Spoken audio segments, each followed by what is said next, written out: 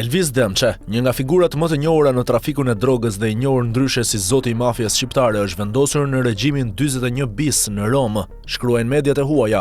Sipas raportimeve, rasti i Demçes është rasti i parë i burgut të ashpër të vendosur për një antar të narkogrupit shqiptar në kryeqytetin italian. Demçe ka qenë në burg për një farë kohe, ku po vuan një dënim përfundimtar prej 15 vjetësh e 4 muajsh për trafik droge dhe një dënim tjetër jo përfundimtar prej 18 vitesh e gjysmë për tentativën e vrasjes së Alessio Marzanit, i cili u qellua në tetor 2020. Masa e vendosur disa ditë përpara Krishtlindjeve vjen pas hetimeve nga DDA e prokurorisë së Romës dhe njësia hetimore e karabinierëve. Korrikun e kaluar, Demçes ju dha një urdhër i ri para burgimi. Sipas asaj që doli nga hetimet e magjistratëve antimafia të kryeqytetit, ai vazhdoi të komunikonte dhe të urdhëronte rrëmbime dhe zhvatje edhe nga burgu.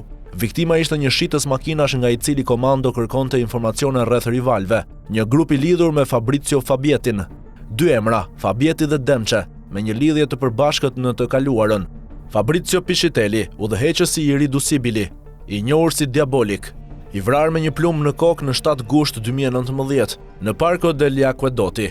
Gjithashtu korrikun e kaluar, një ditë pas urdhrit të ri të ekzekutuar nga karabinierët, një pajisje shpërthyese u gjet pranë shtëpisë ku jeton familja e Demçes.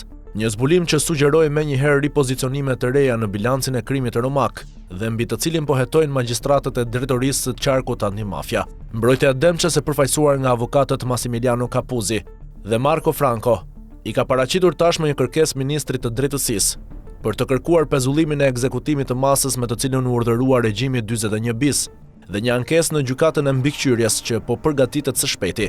Ne besojmë se kushtet për burg të ashpër nuk ekzistojnë, thot avokati penal Capuzzi.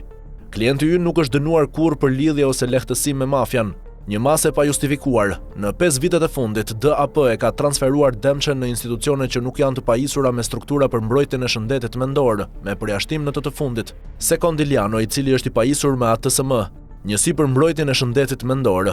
Kushtet shëndetësore thekson mbrojtësi i shqiptarit, të cilat siç janë konstatuar nga të gjitha strukturat në burgjet ku ai ishte i ndaluar dhe nga një raport i ekspertit të urdhëruar nga Gjykata e Apelit të Romës, nuk u vlerësuan konkretisht në masën 41 bis.